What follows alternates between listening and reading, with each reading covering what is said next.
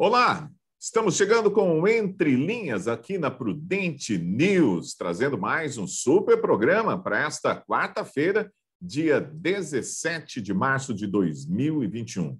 Uma quarta-feira triste, visto o grande número de mortos nas últimas 24 horas pela Covid-19. São os números apresentados de quase 3 mil mortos e é um novo recorde esses números no Brasil. Muito bem, enquanto a Covid avança, temos muitos assuntos para discutir no programa de hoje. A gente começa com um bom dia do Adolfo Padilha. Bom dia, Adolfo. Bom dia, Eudes. Bom dia, Divaldo. Bom dia a todos os ouvintes aí da AM Prudente. Um abraço ao amigo Jacaré, seu filho Leandro, ao alemão Scalon, sempre estão aí nos ouvindo. Ao Gutzuk Motos também é um amigo que sempre está nos ouvindo. Vamos tocar o programa aí, o tema hoje está bem interessante. Divaldo Ceresini, bom dia, bem-vindo mais uma vez. Bom dia, Eudes, muito obrigado. Bom dia, Padilha também, bom dia aos nossos ouvintes. Também gostaria de mandar um abraço para o pessoal aí, para o Ângelo, gostaria de mandar um abraço também para o Carlos Zanetti, gostaria de mandar também um abraço para o Éder Marchioli, pessoal que está sempre nos ouvindo. Muito bem, vamos lá então para a primeira informação de hoje, para a discussão aqui dos nossos convidados. Mais uma vez, a cidade de Presidente Prudente bateu recorde em número de moradores internados com o coronavírus. Atualmente, 61 pessoas estão em estado grave e permanecem em unidades de terapia intensiva. No boletim de ontem, terça-feira, também houve confirmação de mais 2 mortes. Os números nunca antes observados no decorrer desta pandemia foram registrados nas últimas 24 horas. Atualmente, 145 moradores de Presidente Prudente estão hospitalizados, sendo 61 deles em UTIs. E a taxa de ocupação dos leitos está em 97,2%. Vamos lá, então, para o comentário de Divaldo Ceresini. Pois é, Eudes, a situação ela continua se agravando, né? E isso muito por conta de algumas pessoas ainda não terem o cuidado necessário do necessário afastamento social, sim, o distanciamento entre as pessoas, né? E estarem em locais abertos em vez de se reunirem em locais fechados, né? Quando necessário fazer algum tipo de pequena reunião, né? Que seja feito em local aberto. E o contágio acontece nas situações mais diversas possíveis. A minha esposa ela é médica e ela atende bastante gente com a suspeita, né, de estar contaminado. Os relatos são de festinhas familiares e de uma proximidade maior. Nós precisamos, sim, ter essa responsabilidade de podemos estar com os nossos parentes, nós temos estado com alguns parentes e amigos íntimos, porém sempre em locais abertos, uma quantidade pequeníssima de pessoas, que nada de estarmos abraçados ou nada, são 2, 3 pessoas no máximo e sempre distantes. Mas, mais grave do que isso, eu volto a repetir, nós temos um transporte público que continua com gente, abarrotado de gente. Nós temos estabelecimentos, os grandes estabelecimentos comerciais, que ainda têm muita gente. E, enquanto isso, aquele comérciozinho de bairro, que atende 1, 2, 3, 4 pessoas por dia, 10 pessoas por dia, com total distanciamento entre as pessoas, ele continua fechado. Nós precisamos ter, sim, a responsabilidade de estarmos afastados. Mas isso não quer dizer que nós temos que fechar o pequeno negócio enquanto o ônibus continua lotado, enquanto o supermercado continua lotado. Nós precisamos ter regras inteligentes de afastamento entre as pessoas. E é necessário, sim, coibir, e aí é necessário também que a população participe e denuncie esses eventos irregulares que acontecem e acabam aglomerando pessoas e espalhando o vírus. Adolfo Padilha, ontem teve um anúncio, recebi no meu WhatsApp, do Mauro Bragato, deputado estadual, dizendo que nós vamos ter, provavelmente, hospital de campanha. É um sonhado hospital de campanha falado por você há tanto tempo. Será que vem mesmo? Então, né? Mas eu acho que a gente deveria, antes de... Claro que a vinda do hospital de campanha é uma coisa que a gente vem cobrando há muito tempo, né? Eu e tanta gente. E faltam algumas explicações também sobre o hospital de campanha, né? A gente precisava entender algumas coisas assim importantes. Sobre o aumento de Covid aqui, eu faço a seguinte reflexão. Você que está me ouvindo em casa, no carro, estamos sendo vacinados. Não adianta vocês alguns acharem que o Brasil está lento, não. Está entre os 5 mais que vacina no mundo. Estamos em lockdown, né? Fechamento, bloqueio. Isso aumenta. Então não tem algo errado. Isso não te faz raciocinar. Isso não te faz pensar a lógica, pelo menos, que tem alguma coisa errada. Alguém está mentindo para a gente ou alguém está exagerando algumas coisas para a gente. Outro dia eu vi um grande jornalista no blog dele, o Augusto Nunes, falando sobre o número de UTIs no estado de São Paulo, onde ele pega e vai pesquisar e ele faz a seguinte indagação. O governador deveria apresentar quantas UTIs nós temos disponíveis para as outras patologias e para o Covid. Porque tem números aí que não está batendo de volta. Tem números aí que não bate, gente. UTI sempre faltou. O tempo todo faltou UTI. Então tem alguma coisa por trás disso muito mais suspeitas. Lógico que o vírus está aí, temos que tomar cuidado, usar a máscara, né? Tem que usar máscara. Mas não adianta fechar o comércio, já está mais do que provado isso. Só aumenta e nós estamos todos trancados. Aí vai ter alguns que vão dizer assim, mas não fechou totalmente. Não, se fechar totalmente, piora. Vai morrer mais gente de suicídio, doença cardiovascular e outras patologias. O negócio é ter planejamento, o negócio é ter gestão, o negócio é ter equilíbrio. Abra os mercados 24 horas, eu estou falando isso há tanto tempo, entendeu? Abra as academias 24 horas com 30% de ocupação. Vocês sabiam que uma academia, na média, nos dias normais de funcionamento dela, sem pandemia, ela fica com 15, 14 pessoas no espaço que cabe 50? E vocês sabiam que hoje, num consultório médico, se vocês forem agora, tem 30, 40 esperando para ser atendido? É como o Divaldo falou do transporte público. Olha que loucura. Se você for agora, ali na frente da Caixa Econômica Federal, no calçadão, você já vai ver uma fila de 50 pessoas. Então tem alguma coisa errada, gente. Vamos abrir o olho. Divaldo, 1 minuto aí para as suas considerações sobre esse assunto. Eu acho engraçado, Padilha, falar sobre berrante virtual e repetir essas coisas de berrante virtual também, viu, Padilha? Essa questão das UTIs lotadas, é evidente que nós sempre tivemos UTIs lotadas na rede pública, porque nós temos, infelizmente, um sistema de saúde público muito deficitário, e isso já vem de muitos anos. O que eu, particularmente, nunca tinha visto, e eu digo isso observando amigos, repetindo, né, amigos médicos e que atuam em UTIs e hospitais, e minha esposa também, é que as UTIs elas estão lotadas de pessoas por conta de uma doença. E são pessoas daqui de Presidente Prudente, pessoas com as quais até eventualmente você conviva, e que estão colocando isso. A doença existe sim, Padilha, ela é grave sim, ela está prejudicando sim o nosso sistema de saúde e economia. Eu falei que não existe? Então, nós temos, coloca a palavra na minha boca não, amigo. Sim, eu não falei que ela não existe. Isso, sim. Agora é minha vez de falar, você espera, rapaz. Não, mas eu não falei que ela não existe. Desculpa, eu não falei que ela não existe. Não, ela existe, ela é grave, falando para muita gente. Sim, então não põe palavra na minha boca, não. Saúde. E nós precisamos combater isso daí com muita seriedade. E eu também não vejo dos políticos a seriedade no combate disso. Tá? Não vamos ficar achando que é conversa para boi dormir essa questão dos hospitais lotados, não, porque não é. Elas estão lotados, sim, de pessoas com Covid, e nós precisamos combater isso daí com medidas inteligentes de afastamento social e, principalmente, precisamos também, ainda assim, estruturar um pouquinho melhor a nossa rede de saúde. Muito bem, Padilha. Estou voltando a palavra para você aí, para você fazer as suas considerações finais sobre esse assunto. O Divaldo está começando agora, ele é menino novo, Divaldo. Nós falamos aqui para muitas pessoas, então tem que tomar cuidado. Eu nunca disse que o vírus não existe. Não joga essa responsabilidade na minha garganta, porque ela não tem. O que existe, eu vou dizer para você, e afirmo sempre. Existe pânico, existe exagero, existe medo, existe mal explicação, existe mal gestão, é isso que existe. Se você acha que não existe tudo isso, eu respeito, mas nunca diga que eu não acho que o vírus não existe. Eu fiquei 4 dias internado, meu amigo. Eu tive 40% do meu pulmão tomado e olha que eu não bebo e não fumo, e tenho um histórico de atleta, né?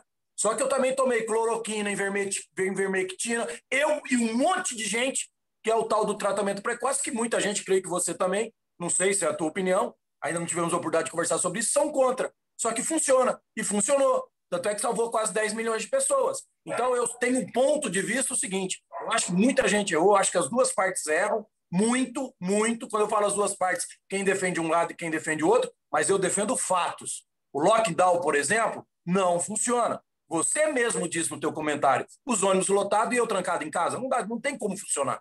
Ok. Muito bem, vamos lá. Vamos trocar de assunto aqui, porque senão esse assunto aqui vai o programa inteiro, né? Vamos para um outro assunto muito importante. O presidente Jair Bolsonaro defendeu ontem a aprovação de reformas tributárias e administrativas no Brasil.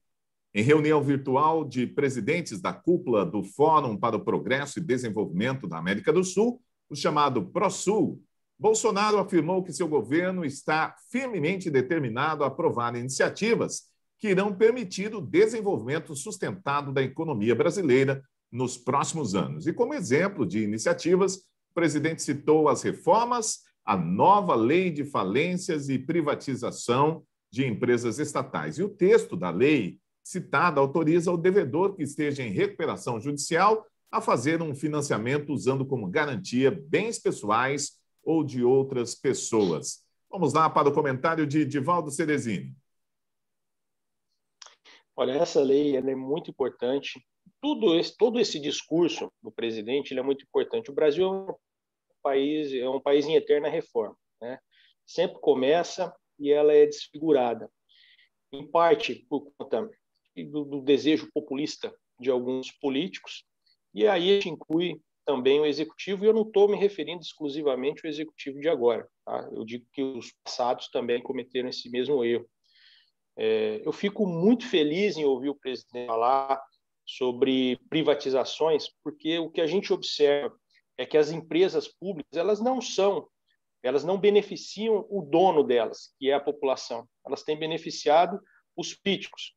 Nós vimos Mensalão, nós vimos Petrolão, nós vimos diversos outros problemas correntes desses cargos. Então, elas servem como moeda de troca política e não servem para o bem da população. Então, sou sim favorável à privatização e espero que o governo ele tome medidas concretas nesse sentido. Alguns dias atrás, nós ouvimos o presidente lá na CEAGESP dizer que ele não privatizaria a CEAGESP, né, sendo que ela tinha sido incluída no plano de privatização alguns meses antes dessa fala dele. E agora, o que eu torço realmente é para que essa fala seja acompanhada de ações concretas no sentido de promover as privatizações. Chega da gente ficar arcando com prejuízos bilionários que continuam a acontecer, viu, Padilha? Em empresas, como empresa para fabricar chip de bolo, empresa que fabrica camisinha. Para que é que o governo precisa ser dono disso? O governo precisa tratar dos assuntos essenciais para o cidadão, saúde, educação e segurança, que nem isso. Eu não estou fazendo exclusivamente em relação ao atual governo federal, nem isso os governos conseguem fazer bem. Adolfo Padilha, o que você achou ontem da fala do presidente nessa reunião? Olha, eu vou observar de uma outra forma. Os 2 primeiros anos, todos nós entendemos que o Congresso e o Senado travou as tais reformas. Bolsonaro entra numa linha de 2 últimos anos agora que não tem mais, por enquanto, essa desculpa. Então, ele prometeu privatizar muitas das empresas aí que o Divaldo citou, então vai ter que fazer. Sobre a reforma no geral, quando você pega a tributária, por exemplo, ele está fazendo a parte dele, mas você viu, ele tirou alguns impostos de gás, de gasolina, os estados foram e aumentaram. O estado de São Paulo é um absurdo, aumentou uma loucura os impostos aqui, todos nós sabemos disso. E ninguém está cobrando uma contrapartida do estado. Agora, a administrativa é muito lobby, né? Porque vai mexer no bolso de muita gente que está acomodada do funcionalismo público, né? Muitos tubarões do funcionalismo público que não querem abrir mão de benefício, que está longe, mas muito longe da maioria dos cidadãos brasileiros que pagam essa conta, né? É muito agora tem até passe Covid, né? Por incrível que pareça, eu estava vendo no Mato Grosso, aqui do lado da gente aqui, aprovaram um kit Covid para os procuradores porque estão trabalhando em casa, sabe? R$ 1.000. Quer dizer, é umas coisas tão fora da realidade do povo brasileiro que a gente fica assustado. Eu não acredito tanto assim, vai vir aquelas reformas assim, para os próximos, sabe? Concursados. E não tinha que ser assim. Tinha que ser para agora. Tomara, e eu vou ser crítico se isso acontecer, se o Bolsonaro virar um governo voltado para o populismo, eu viro crítico dessa postura, porque não foi isso e não é isso que a gente espera dele. A gente espera essa linha dura que ele vem mantendo, não se preocupando com voto, mas se preocupando com resultado, principalmente resultado para as próximas gerações, que é a mudança efetiva nessa estrutura do Estado que custa muito caro hoje, uma mudança efetiva também na base educacional que nós temos no Brasil, que precisa mudar urgente. Muito bem, eu quero pedir desculpa aos nossos debatedores, porque nesse primeiro bloco não vou ter aquele tempinho para 1 minuto, para réplica e para tréplica, infelizmente, por conta do nosso tempo. Mas nós vamos fazer o seguinte, nós vamos para um rápido intervalo e já voltamos com Entre Linhas para discutir outros assuntos importantes. Um tempinho só e já voltamos.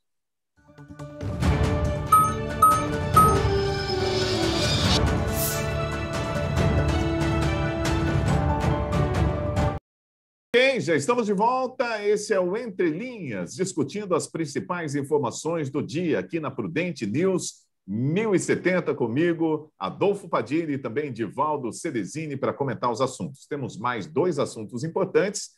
O primeiro deles é esse aqui, ó. O ministro Alexandre de Moraes, do Supremo Tribunal Federal, negou ontem, terça-feira, um pedido da defesa do deputado Daniel Silveira para devolver telefones celulares e um notebook apreendidos com o parlamentar quando ele foi preso em fevereiro.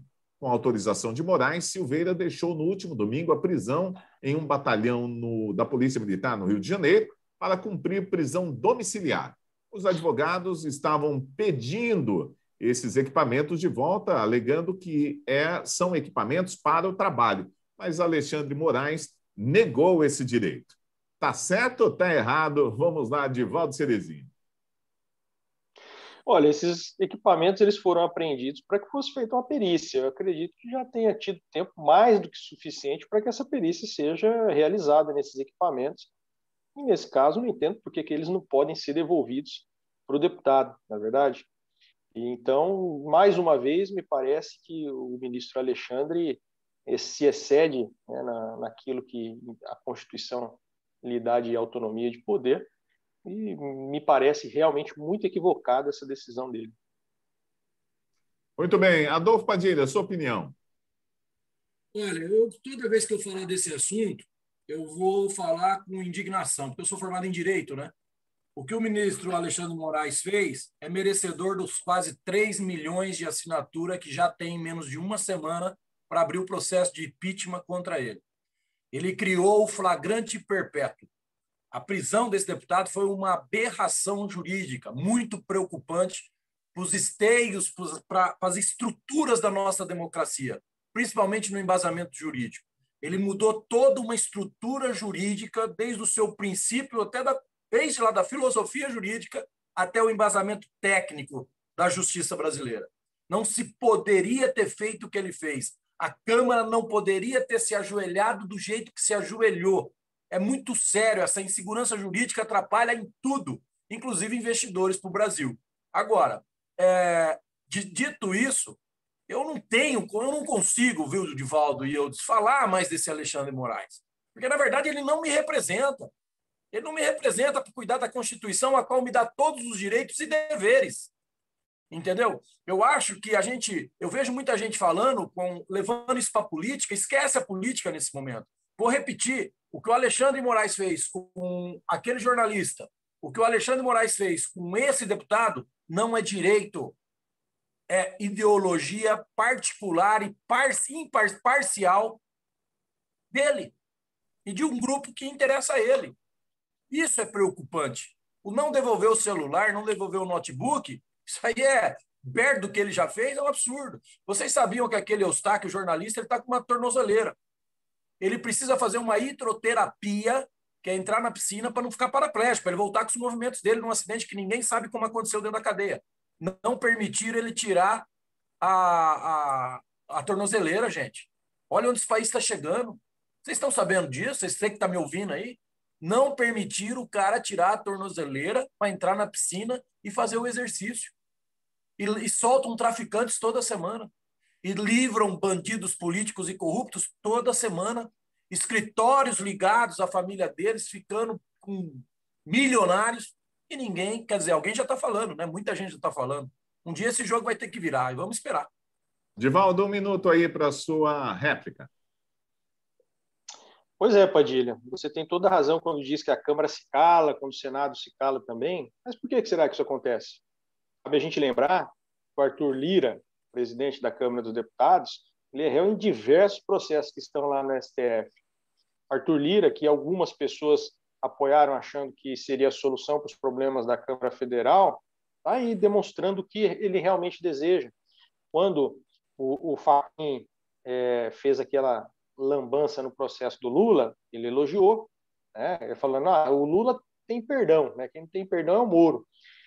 Então, a situação está nesse ponto, porque quem está tomando decisão lá na Câmara dos Deputados e também no Senado tem rabo preso. Se não tivesse rabo preso, aquilo que deve ser feito seria feito. Nós precisamos eleger gente melhor, ou nós vamos continuar elegendo gente como nós temos hoje no Senado, não só aqui no estado de São Paulo, que também tem representante ruim pra caramba, mas principalmente em alguns outros estados que a gente vê a pessoa se reelegendo. O Collor, depois de tudo que aprontou, gente, tem gente que ainda vota no Collor lá em Alagoas, e muita gente, porque ele já está no segundo mandato de senador. Então nós precisamos mudar os nossos representantes, mas não ficar acreditando em discurso de ocasião. Precisamos analisar as atitudes da vida dessas pessoas antes de escolhê-las. Adolfo Padilha, vamos lá para a sua tréplica. Eu vejo o seguinte, é o que tem de melhor lá. Você queria colocar quem de novo? Os apoiadores do Rodrigo Maia para travar o governo mais 2 anos? Então as pessoas têm que entender o seguinte, o Bolsonaro tenta dar governabilidade com o que ele tem de menos pior, não do que ele tem de melhor. Lá em Brasília é o menos pior. E doa quem doer, a culpa é minha, a culpa é sua, porque é o reflexo das nossas escolhas, como o Divaldo acabou de falar aí. A nossa classe política representa o que a maioria da gente aqui embaixo coloca lá, né? Então, quer dizer, é um absurdo, mas é verdade. A gente espera que isso vá mudando, que vá para as próximas gerações, enfim. Mas tudo que a gente tem lá em cima é você que escolheu. Eu que coloquei, você que colocou. Aqui em Presidente Prudente, no Oeste Paulista, não está longe disso, não. Quantos deputados federal e estadual você votou aqui da região? Quantos? Quantas vezes você foi cobrar o deputado estadual que te representa aqui na região porque ele está apoiando as medidas do governador Dória? Quantas vezes? Não. Você vai para a rua, você vai para a praça, você vai para o Parque do Povo, no caso de Prudente, mas ninguém vai para frente do escritório do deputado. Então, quer dizer, o povo escolhe mal e não sabe cobrar certo. Então fica difícil, né? Muito bem, vamos lá então para a última informação de hoje. Olha, a gente vai falar de futebol fora o campo, né? A reunião realizada ontem, terça-feira, os clubes da Série A1 sugeriram à Federação Paulista de Futebol que vá à Justiça para pedir a retomada do Campeonato Paulista, suspenso por determinação do governo de São Paulo desde a última segunda-feira. Conforme foi apurado pelo site GE, antes de judicializar a ação, a federação prefere tentar levar jogos para outros estados. Rio de Janeiro e Minas Gerais, que foram oferecidos pelas federações locais, foram vetados pelos governadores. Parece que tem outros 4 ou 5 estados disponíveis para fazer os jogos do Campeonato Paulista. 2 deles seriam Mato Grosso e Mato Grosso do Sul. Divaldo Ceresini, o que você acha aí da sugestão dos clubes à Federação Paulista de Futebol? Você acha que tem que continuar o futebol ou tem que dar uma parada? Bom, eu vou deixar a parte de descer a lenha no Dória para o Padilha, que ele gosta bastante fazer isso. Eu vou falar aqui de uma possível solução para isso. A NBA, ela fez o campeonato do ano passado de uma maneira bastante interessante, não teve nenhum caso de infecção. A NBA é o Campeonato Nacional de Basquete dos Estados Unidos. Eles reuniram os times no complexo da Disney, e lá tem tanto ginásios quanto diversos hotéis. E fizeram ali uma barreira que todo mundo que eventualmente saía para entrar precisava ficar 15 dias isolado para fazer os testes contra a Covid. Tá? Então, esse protocolo garantiu que o campeonato de basquete continuasse mesmo no pior momento da pandemia lá nos Estados Unidos do ano passado. Tá? E por que a gente não pensa em fazer algo assim aqui no Brasil? Nós poderíamos pensar em selecionar alguns campos de futebol para os campeonatos e colocar os jogadores e comissão técnica e demais funcionários em isolamento para que eles pudessem participar desse campeonato, para que ele pudesse continuar. Isso é evidente que é algo que não é tão fácil de se fazer, que envolve diversas pessoas e a vida de diversas pessoas. Então, é uma solução viável, mas que precisaria ser discutido com quem está envolvido no assunto. Cidades com diversos campos de futebol e com hotéis, nós temos. Agora, precisa saber se nós vamos querer encontrar uma solução de fato ou querer tentar dar jeitinho na situação. Vamos lá, Adolfo Padilha, a sua opinião. Não, eu realmente vi que aconteceu isso lá. Aqui não precisa disso não, viu, Divaldo? Aqui é o seguinte, a Federação Paulista, por que são decretados jogadores, que nem teve no Corinthians, vários jogadores Covid? Porque eles estão fazendo teste, como deveria ter feito em toda a população paulista, o que o governador Dória não fez. A verdade, o governador Dória ele não quer ceder a nenhum tipo de pressão, a não ser fingir que não vê o metrô e o ônibus lotado, a não ser fingir que não vê as filas do banco lotadas.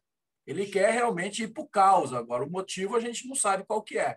Mas, como diz o ofício da federação, não tem base científica para isso. Não existe base científica. Os mesmos protocolos e medidas de segurança, a bolha que eles criaram em volta dos jogadores e dos times de futebol, são os mesmos que estão seguindo na Europa.